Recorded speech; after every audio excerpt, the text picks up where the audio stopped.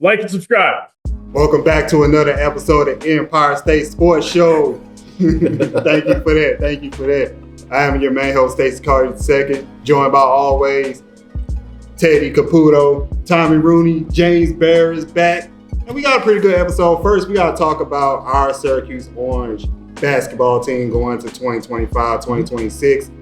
And also the sad tale of the Brooklyn Nets, who are just down in the dumps. But first, we got to start off with Russell Wilson is a New York Giant. He's not going back to Pittsburgh. He signed a one-year deal. Also, keep in mind they have Jameis Winston on their team, and they re-signed Tommy DeVito. But we all assuming, I'm guessing, that Russell Wilson is going to win the starting quarterback job. So, a two-part question here. One, what would he bring to the New York Giants? And two, should the Giants still draft the quarterback with that third overall pick? Tommy, start us off. What he brings to the Giants is a veteran presence in the locker room, which I think, Daniel Jones, I guess you could say, is a veteran, but not necessarily like the stature that Russ has, Super Bowl winning quarterback. And he's like first-class human being. Like, people like to make fun of him for the memes and all that. Yeah. But at the end of the day, like, he is a really good guy. And that showed in his stops in Pittsburgh and also before that in Denver too, even though he wasn't necessarily having the success, still gives back a lot in the community. He's still very respected amongst his peers. What he brings on the football field is like a mid-level quarterback. We saw it last year with the Steelers. He was tearing up the Jets and Giants. I know y'all remember those games. But when it came time to the end of the schedule, really got into the meat of like the Ravens, the Chiefs, we were getting blown out. Going to a team like the New York Giants, he knows he's not going to be a contending team. I think he's just trying to keep playing football because he loves the game, which I respect that. But I don't think the Giants, this move doesn't move the needle at all. Like, I don't know if y'all saw this, but their win total before they signed Russ was 3.5 projected wins. After they signed Russ, it's still 3.5 projected wins. That's kind of crazy. So if you look at it from that perspective, it's like they're not really going anywhere with this signing in terms of like making themselves a much better football team than what they could have had with Jameis, who I do think will probably, play a game or two. Just because, I don't know, maybe Russ gets hurt, maybe he's not playing too good and they just want to see what Jameis has. But I think that this doesn't change the fact that they still need to get a quarterback in the draft. At 3, we've talked about it before on this show. I don't really love Shedeur. I don't think he's necessarily like a generational prospect coming into the draft, but he's raw, he's got potential, and he's exciting, which the Giants need to bring some excitement to get fans to come to the beautiful MetLife Stadium. I feel like Russ is somebody who he can learn a lot under. He can teach him how to be a professional, how to prepare for games, how to study film, all that type of stuff that goes in to be a starting quarterback in the NFL. I think Russ is one of the best people that you could learn that from. And we saw it last year with Justin Fields. He had nothing but good things to say about Russ, even though he kind of got benched for him, which also shows Justin Fields' character. But I think that Russ, the problem with him is that he used to be very mobile. He used to be able to extend plays. And he still kind of thinks that he can do that. And then he would just run out the pocket and get sacked. And I feel like he still has the deep ball, which will help Malik Neighbors get some, good yardage in these games. Probably another solid fantasy season from him coming up this year. But Russ just doesn't have the ability to sit in the pocket anymore because he also is short. So, him escaping the pocket was kind of like how he was able to extend plays before. Now he just kind of has to sit there and hope for the best if it's not there on the first read. But I really do feel like the Giants should still take a quarterback. And it's not going to be Cam Ward. He's not going to be there. So unless they trade up to 1 and get Cam Ward, it's probably going to be Shedeur. I love Russ as a human being. I did not want him to come back because I feel like, greener pastures. But I wish him well in New York Giants. Yeah, I'm pretty sure Mason Rudolph will lead those greener pastures. Yeah. To be honest, might be a hot take. I think Mason Rudolph is better than Russ right now. Oh, no. Oh, no. Mason Rudolph. Wow. Much taller guy, has a lot of you can't judge him off a year in Tennessee. Tennessee was had no business being an NFL team last year. So he developed well in Tennessee. I think that he if you look at his last 4 games in Pittsburgh, he led us to make the playoffs. The draft pick really shows how well he developed. And I'm saying he had no chance to succeed in Tennessee, and that was the only team that was going to give him a starting opportunity. So and we still might get Aaron Rodgers. So don't it's not confirmed that Mason Rudolph is going to be the starter, but at this point, I honestly would rather have Mason than Russ just because the upside is a little bit more there. Like I was about to say, if you look at the last 4 games of the season 2 years ago, Mason was the starter. He took us into the playoffs, won some tough games in that stretch. And I do feel like he has more, longevity in terms of staying in the pocket. Like he sticks in there more. He's a taller guy. He has a lot of good chemistry with Pickens. And now that we got DK as well, I'm excited to see how that works out. But again, could be Aaron Rodgers, could be Jackson Dart, could be Will Howard, could be Kyle McCord. Who knows? So, Wow. the Russ experiment was done, in my opinion. How do you feel about Russ being a New York Giant? I mean, to me, it doesn't really move the needle for me. I look at those as Russ and Jameis Winston. Those are easy dubs for the Commanders, I think. Wow. Those are, Really? we're going 2-0. You just jinxed it, bro. There's no jinx with that. But I mean, him being on New York doesn't really do anything for me. I don't think that they're going to look for a QB in the draft because they have two pretty solid primary and then secondary quarterbacks with Jameis Winston and Russell Wilson. And then like Tommy DeVito, like he had his little stint a couple seasons ago with the Giants and gained some motion from there. He wasn't good when he played for SU. Let me just say this. First of all, if you go out and you sign two quarterbacks, I know you're trying to add depth to the roster, but to me, I find it very hard to believe that they are going to strike with a quarterback in the first, like that early in the draft with that pick. I mean, if they didn't sign these guys, of course they should, but like you don't just add three quarterbacks like that on your team. I mean, if they do, I'm not saying that's a bad move, but I'd be very surprised if they would do that. So I'm thinking that they're going to go out and get somebody like Travis Hunter because really whoever is playing quarterback, whether it's Russell Wilson, Jameis Winston, Tommy DeVito, the Giants have not had any weapons on their team with the exception of Malik Neighbors last year. So they need to get more weapons so that they have somebody to throw the ball to. Of course, they let Saquon go, and he was the best thing they had in a while. And Malik Neighbors is still getting there.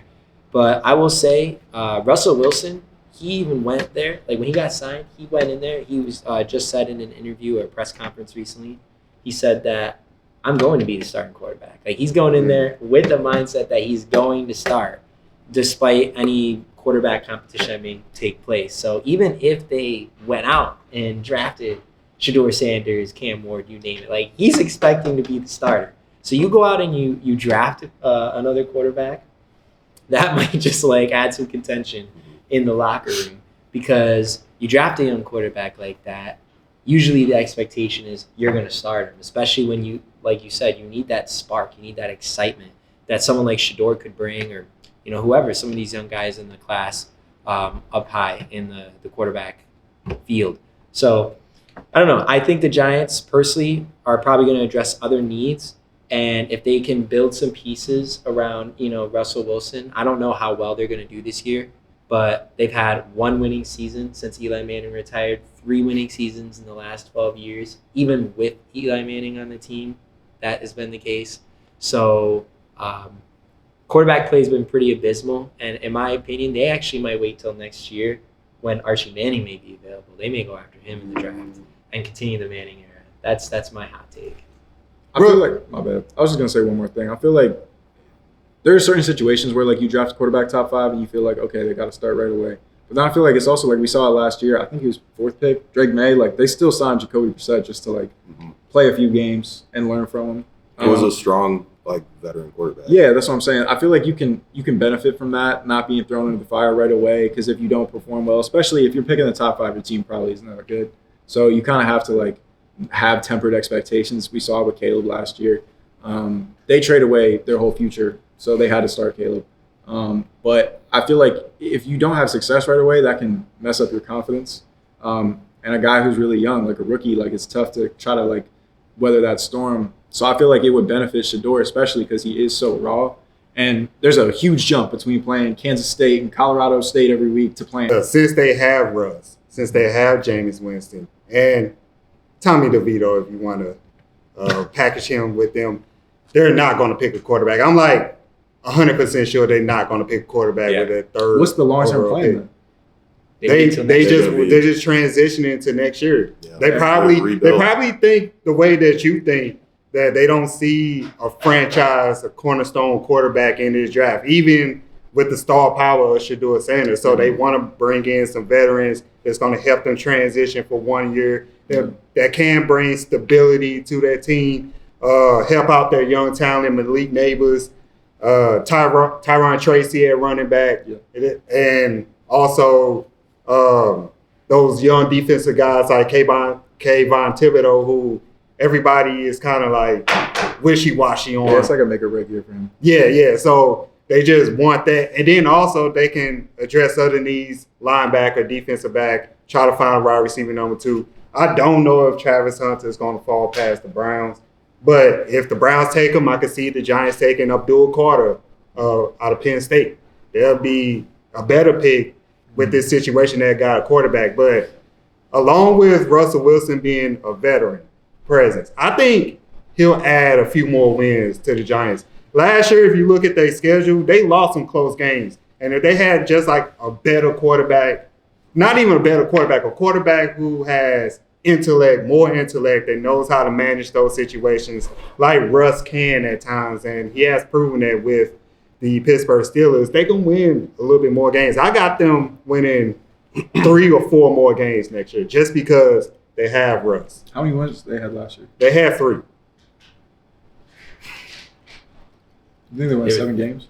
About 6 or 7 games, yes. Because some of those games, like, they lost an overtime game. I think it was against the Panthers. They lost to the Saints by 3 points, I think. The Cincinnati Bengals, they scored 7, but they only allowed 17. So, like, just having a stable quarterback who knows what to do with the ball and put them in right positions to succeed, you can flip those fortunes. That's 3 more wins they can add right there. Yeah, I mean, I think that he definitely brings, like, more upside than having Daniel Jones / Tommy DeVito / Drew Lock.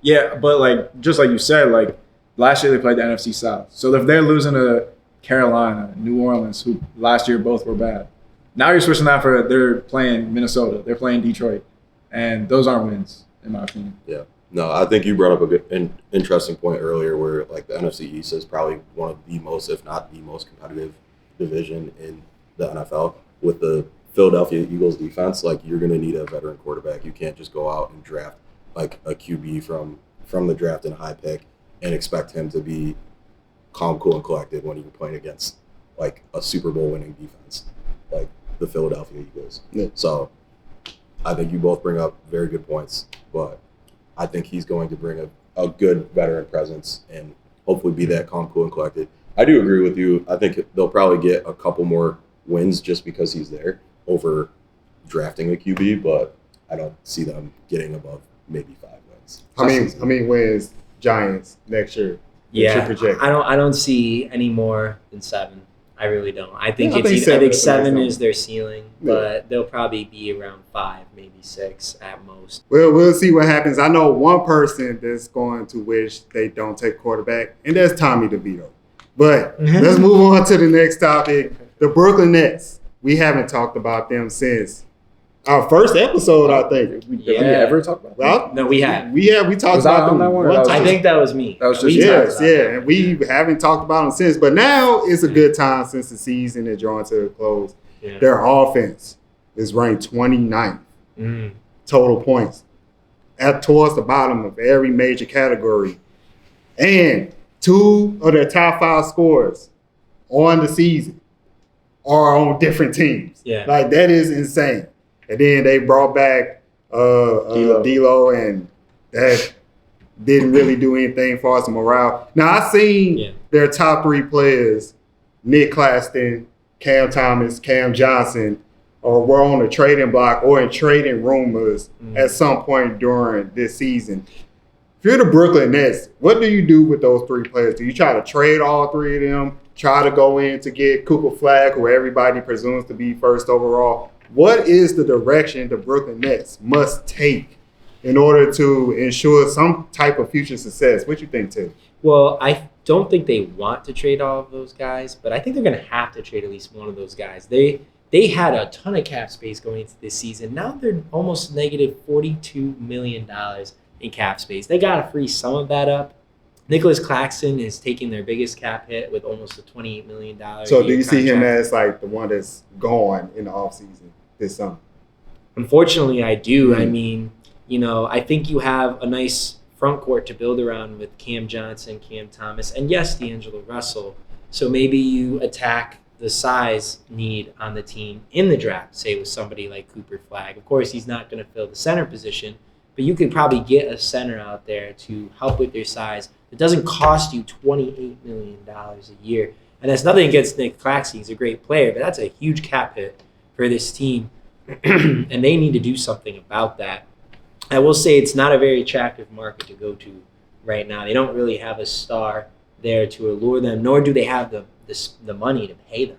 So it's going to take quite a bit of work for them to figure things out. And, they're already eliminated from playoff contention right now. They probably won't be in playoff contention next year either. I don't think so either. What should the Brooklyn Nets do? Well, Cam Thomas is going to be a free agent this year. So his contract is going to be off the books, so that'll free up some cap space. I don't think they're going to bring him back because I think he's going to get a big, I was just about to ask you that. Yeah, I think he's going to get a lot of money from somebody, and I don't think it's worth bringing that contract back when it's that big because then you're back in the same problem that he was just talking about. I think that Nick Claxton is solid. Like, I feel like he can be a starting setter on a championship roster, but they're nowhere near a championship roster right now. So I feel like in the offseason, you see what his market's looking like. Trade him to a contending team that needs a center. I feel like that's the smart play for them. He's been in Brooklyn a long time. Like, he was there for the first D'Angelo Russell era. And speaking of D'Angelo Russell, he's got to be gone too. Like, he just doesn't fit the timeline of they're trying to rebuild, and he's been there twice. And he led them to the playoffs in 2018, 2019, whatever year that was. Lost to the Sixers, unfortunately. But I do think that they need to hope for the best when it comes to the lottery. You can't just say, we're going to go get Cooper Flagg because you don't know how it's going to work out. Don't look now. The Sixers are only like 1.5 games back of the Nets right now. Yeah. So they have just as good a chance to get Cooper Flagg as well. Yeah. You look at a guy like Derek Queen out of Maryland that we just saw in March Madness. I feel like that would be a good guy for them to get as well. Yeah. I think he's going to be really good at the next level. But yeah, when you talk about like Cam Johnson, I don't know necessarily what his trade market would be. I feel like he's also not as big of a contract as those other two guys we were just talking about. So maybe you keep him around. But you pretty much got to blow it up at this point. So you're going to have to build through the draft. Plus, Cooper Flagg, really quick, he's not even deadlocked on going to the NBA. Like, there's rumors about him going back to Duke. I feel like if they win it all, he's going to leave. So, I mean, that would leave Brooklyn with a couple options. And I know there's two players on Rutgers. Rutgers has had a bad year this year, really underperformed when they had guys like Dylan Harper and Ace Bailey. Yeah, I like both of those guys. They're going to be in the draft. Dylan Harper has wanted to be a Net his entire life. So if they lose someone like Cam Thomas, they might fill his shoes with Dylan Harper.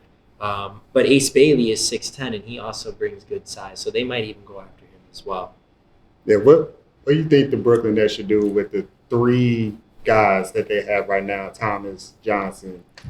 Okay, so from what you guys have been saying is that Cam Thomas, probably one of their best players. You think that he's going to go somewhere else, correct? Mm-hmm. I mean, I don't think that he's going to go somewhere else. I'm saying if I was the Nets GM front office, I don't think that the money that you're going to have to pay him because he's upcoming free agent, you're going to have to get him too much money for what he is. And, like, I just don't think that works in terms of the timeline of what you're trying to build. If Cam Thomas goes, they're going to need a guard.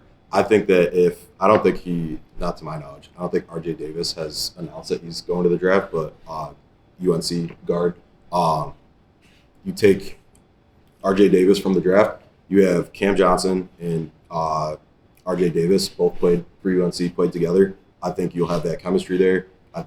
I'm not saying that's going to be the end-all, be-all conversation for Brooklyn. That's not going to be the missing puzzle piece because it sounds like, I love you, New York, but it sounds like you got to figure it out with all your teams. You bring somebody in like RJ Davis. I mean, he didn't really show out in March Madness, but like his team is solid. Even though they did not make it far in March Madness, he's a solid player. He was a fifth-year senior this year.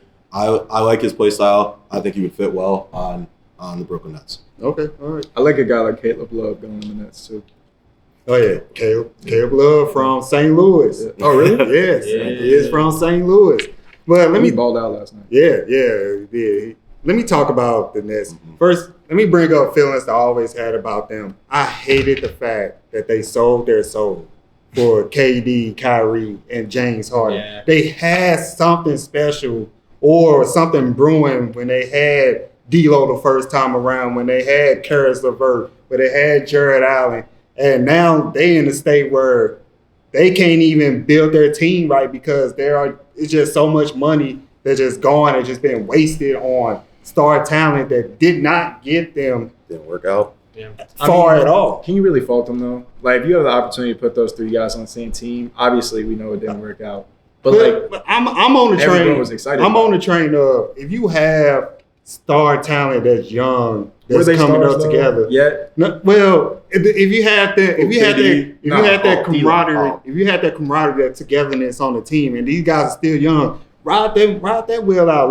Let's see how far that goes. Look what happened with the Boston Celtics. They kept going with Jason Tatum and Jaylen Brown, and they add veterans year in and year out. Look, they eventually got a ring now.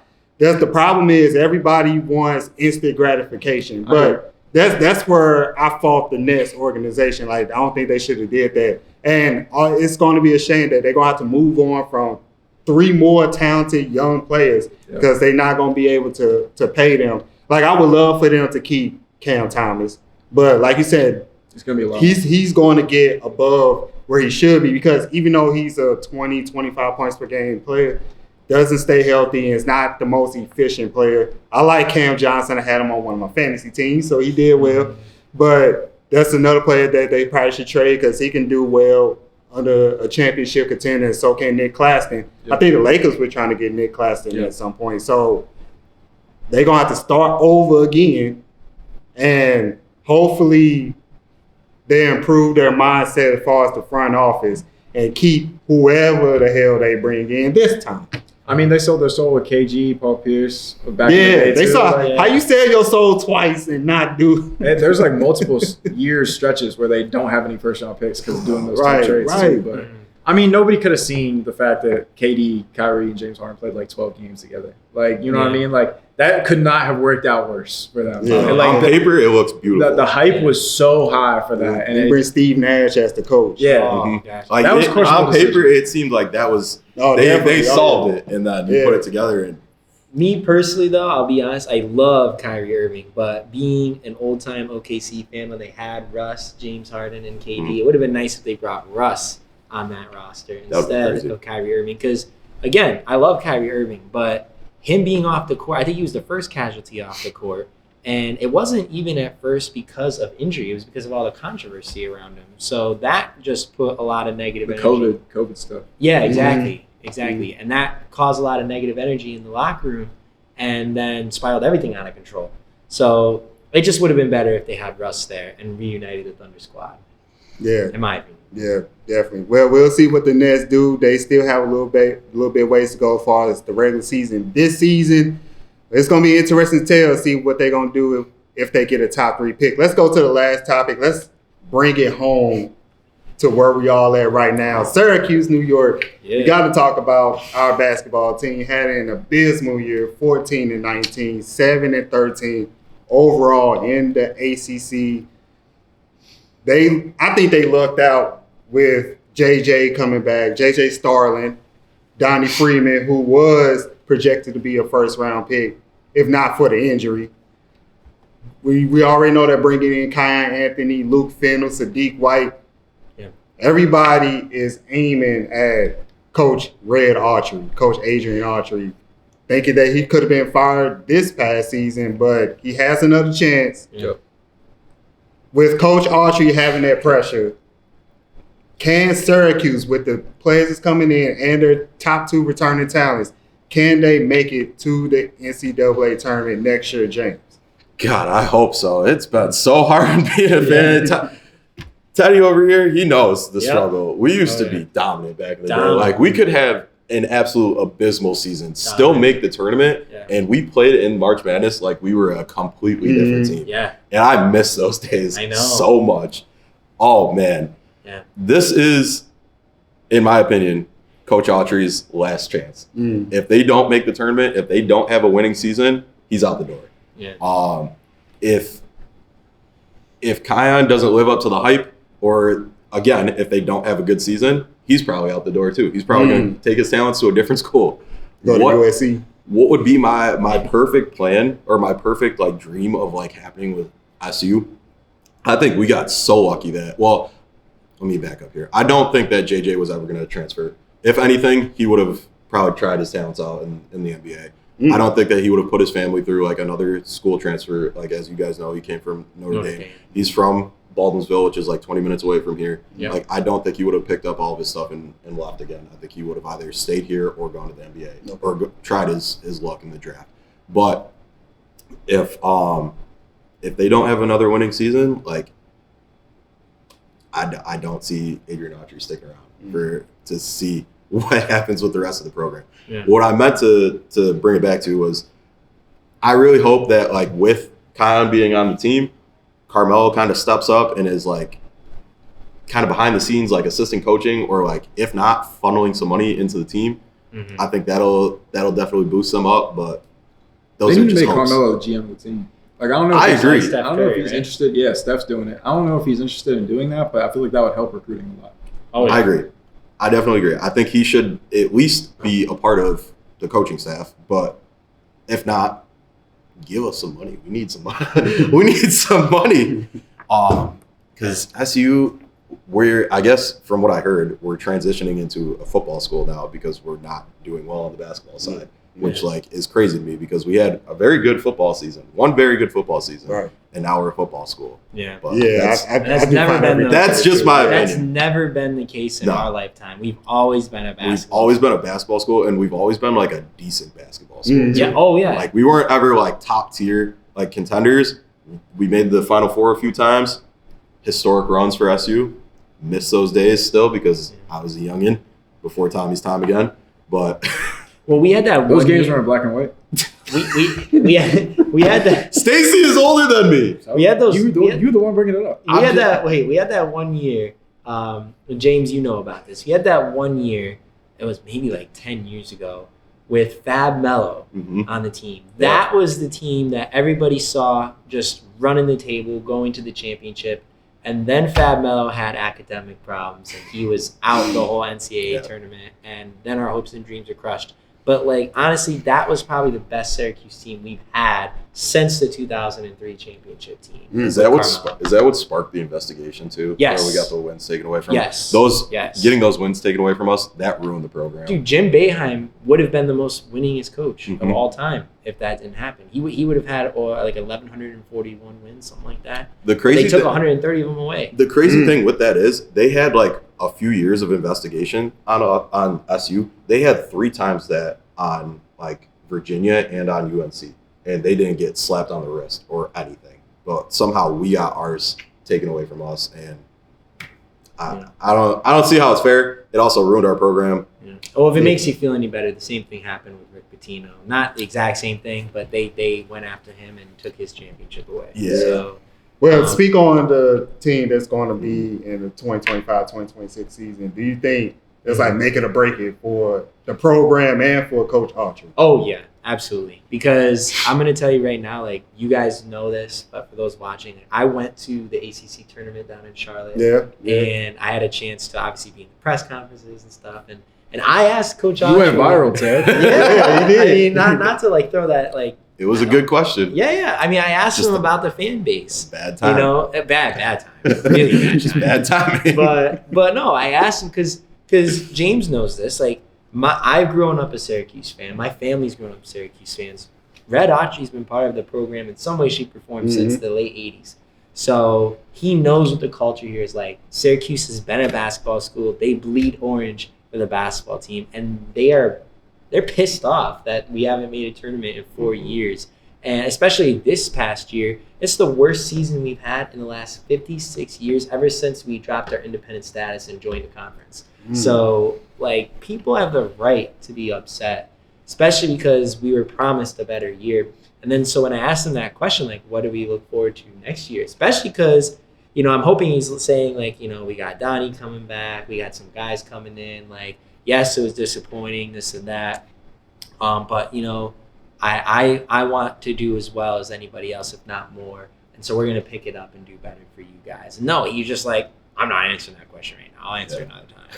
Like, you know, no disrespect, but like, it doesn't make it better. No, it makes it worse. A lot of people were really like upset about that. Yeah. And it was worthy of talking about. So, anyways, I will say, JJ Starling, Donnie Freeman come back, lifesaver for this team. Because if those guys walked, like it's possible that Sadiq White and Kiyan maybe would have had second thoughts and been like, if those guys are leaving, like, what are we still doing here? So I think that really helped them. They already got William Kyle III from UCLA coming in as a transfer. We'll see how he does. He didn't play a whole lot, but in some of the tape I saw of him, he looks pretty dynamic. He can move, and he's a good defender around the rim. But I agree with you. Like, Carmelo needs to be a part of this program. We need somebody there who can woo back Adam Weitzman and the billions of dollars that he has, that he was spending to bring Odell Beckham Jr., Tom Brady, Pete the fact that you Jimmy can Kimmel, all these guys there. You can entice Jalen Hurts to come and sit and watch an SU basketball game after you had just won. Like, I think it wasn't was it the divisional game where they won to make it to the Super Bowl against Kansas City the first time? It may have been. I think it was. I think it may have been, yeah. Because he had the week off. And then, like, the next day, he was in the front row at the SU game. Like, that's crazy. You have to have some pull to be able to do that's that. just paying him money to do that. Well, you say pull, I say pay. Yeah. Well, I say pull, you say pay. No, I agree with all of you guys. I do think that, like, the one thing that Autry needs to get a little bit of credit for is bringing in these guys like Sadiq White. And obviously there's, like, a little bit more context with Kiyan because his dad went here and is probably the most legendary person to ever go here for basketball. But, like, if you're Kiyan, like, I kind of expected him to go to USC just because you kind of want to create your own legacy. And if he comes here, he's going to have immediate, like, pressure expectations more so than going to, like, a USC or anywhere else. So I think it took Autry convincing him to want to come here, and he can make his own chapter of the last name legacy here. And I feel like he did that successfully. And getting other 5-star recruits to come, that's a big deal. And like you guys also said, though, this is the last shot. Like, that's all great, and that's, like, as much as you can do to try to win this year upcoming. But if you don't, then it's wraps. Like, he's out the door. And the chancellor of the school or whatever the title said that they think changes will come if they aren't good next year. So that's pretty much the writing's on the wall. Like, if they don't make the tournament next year or at least get, like, really close, then, like, they weren't even in contention this year. So, like, and if they, like, can go on a run, maybe make the ACC tournament and win, that would be huge, like NC State last year. And then maybe, they win a game or two in March Madness. Then we're back on track. You know what I mean? Like, I feel like they're making the right moves with starting to, like, transfer portal open up a few days ago on Monday, and they've already got one guy coming in, like Teddy mentioned, from UCLA.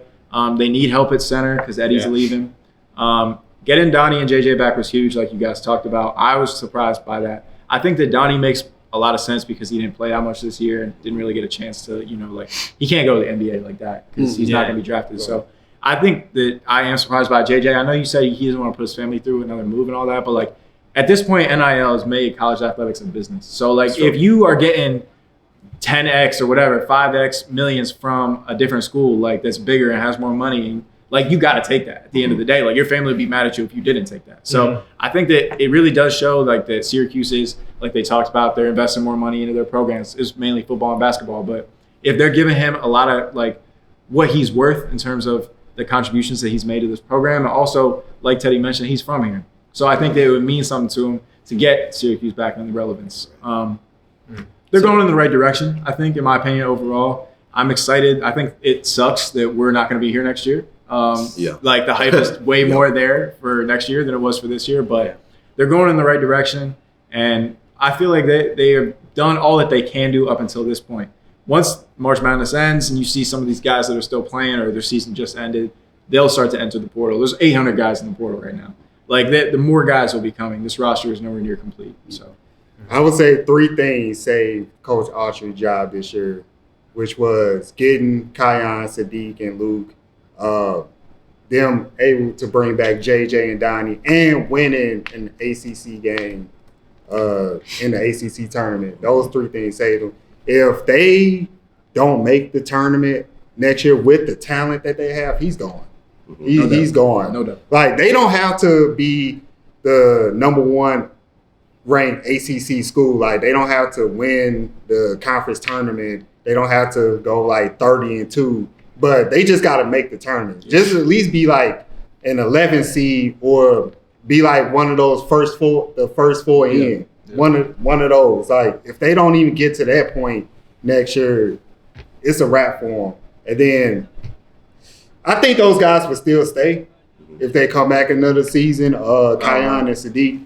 I mean, like they'll have an opportunity to build a legacy no matter who the coach is. But I think it's all on Coach Archery next year. Like they gotta win. They gotta win. Like I thought they was gonna win maybe like 19, 20 games this past season. That's like an absolute like bottom. That's like an absolute must. Like that's like almost a requirement actually going into next year. 20 wins. Yeah. If they aren't close to making the tournament, like they either have to make the tournament or be like the last team out, like West Virginia this year. Like then maybe Audrey keeps his job, but if they don't make the tournament, he's gone. Yeah, and I mean that's the thing. Like if they go into the ACC tournament at the same place they were this year, like it's absolutely wraps. I make the argument that if they start the season off this year like they did, like this upcoming year like they did this past year, then he might get fired in the middle of the season. They might bring somebody else in, like because they need to maximize this roster. They really need to make moves. Although I will say that Donnie Freeman, when he announced he was coming back, he did say that he believes in Coach Autry. He believes in what he can do. So the players are buying into him. And so we'll have to see what that means for the team. I will say with some of the moves, like this I don't know, this might be a controversial take, but I really think Syracuse should go back to playing the zone. Like, I was just about to say, bring back the 2-3 zone. Bring back the 2-3 zone. Bring back the 2-3 zone. So played the zone. you don't think players that's on this roster right now can play man-on-man defense? This past year, we couldn't play. We could not play man-to-man. Like when we played zone, we weren't like amazing, but like we were better. Like we actually played pretty good. So I mean, like, what about this roster that's coming in? Like, I think we can. I mean, the new guy coming in, William, was it Kyle? We said William Kyle III. He has a 7'3" wingspan at 6'9". Like that guy can definitely extend the zone. Just eats up the middle. Yeah, Bro, exactly. Naheem Clown has like an 8'9" wingspan. Okay. Yeah, but I will say like a hot take with SU is that we are notorious for but picking up these like incredibly tall centers that just act like the ball is on fire as soon as the ball gets anywhere near them. Like, not coordinated at all. And it takes it like we get them when they're young and they got to beef up a little bit, put some muscle on them. They gain a little bit more confidence and then they get slightly better with the ball. But we get these really tall, really uncoordinated guys like Bai Mosqueda. Horrible when he first started. Horrible when he first started. When he graduated, beefed up, had some confidence. Who was the other guy? Chukwu was another one. Chukwu was another one. With his goofy looking goggles that he would wear in the game. Like another one that beefed up like a little bit closer to his senior year.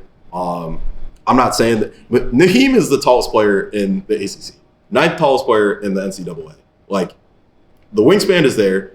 The coordination from the few games that I watched him play, like the coordination is there. So It's getting it. Yes. Does he need a little bit more time? I think he needs a little bit more time on court to kind of figure it out. He didn't play a lot this year. No, he like, didn't. He needs time to develop. Like when you get a guy who's little on you, you need to attack that matchup and not be afraid that you got the ball in your hands, which we kind of saw this year. So I'm not. Jury's still out on him. I'm not trying to diss him. And we met him before the season at the bar. Good guy. Huge. Solid guy. Huge very in tall person, human being. Also, one of the deepest voices I've ever heard in my life. So, I mean, I hope that he gets to play more this season. And, like, we talked about the guy from UCLA that played, like, 2 games last year for UCLA. So, like, there's a lot of inexperience at the center position right now. And that might not be either of those guys starting at center. So, there might still be a guy that comes in. We don't know who that is yet. Yeah. Like we said, 800 people in the portals.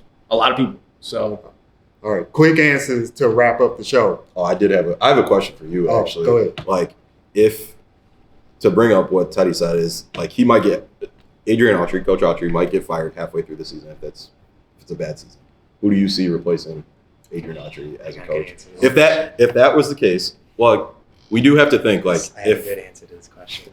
we do have to think that SU might not be good this season. So if that's the case, Adrian Autry's out the door. Who's replacing Adrian Autry as coach? Man, that's tough. If it was me, I'd get on the phone and try to bring back Jerry. I don't think GMAC is going to come back. Like, they had their... I would at least get on the phone and try to like, hey, man, hey, my bad. You know what I'm My saying? bad. I mean, we ain't My know. bad. We ain't know. I don't think any bridges are burned with GMAC. Yeah. And I think he is happy with his position at Siena, coaching D1, being a head coach of a D1 program. Yeah. Like, unless if SU shells out some big money, which they never do, for GMAC, I don't see him coming. He's probably here. not making crazy money at CM. I'm not saying that he's Yeah. making crazy money at Siena, but like, It's also a pride thing. As You far- can say you're a head coach at ACC school versus conference. He gonna automatically make more money. I'm curious. And I see what you're saying. I'm bro. curious to know why they didn't go with him to begin with, because Yeah, that's what exactly. the not general consensus was, but like people thought that he was the next man up Yeah. before Coach Autry, and then Yeah, they thought the job was his for the taking. Yeah.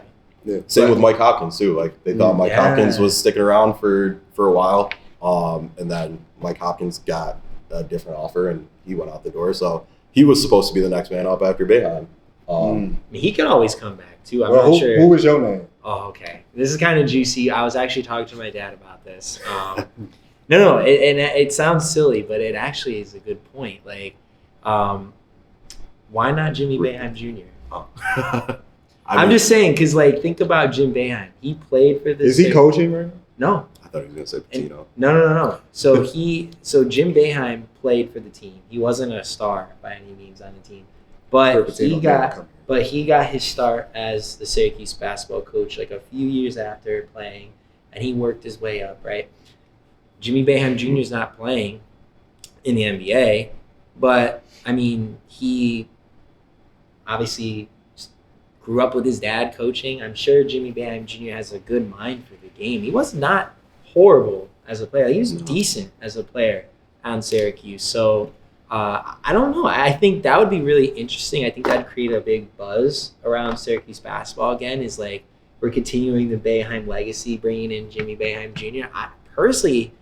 And plus he's local to Syracuse. Like he understands the culture here of how important basketball is. I think he would do pretty well as the coach. We'd have to wait and see. But I think like that would really shake things up a little bit for Syracuse. Otherwise, if not him, then yeah, I think I do see them getting GMAC on the phone. Like, please go back. Real quick to wrap up the show. Syracuse making the tournament 2026. Yeah, screw it. What's your answer? God, I hope so. Coach Autry. Oh, yes or no? The city needs him. Please. So that's a yes. Please. I hope we make the tournament. Yes for me. If we can get some more big men in the transfer portal, yes. All right. Pressure's on. What about I say yes. Okay. This was the Empire State Sports Show. All right, just to not jinx us, I'm gonna say no because we can't all say yes because that's definitely not gonna. You're welcome. I'm just saying Look it at right here. Tommy Rooney out here saving Syracuse. Like and subscribe. Like and subscribe. Thank y'all for watching.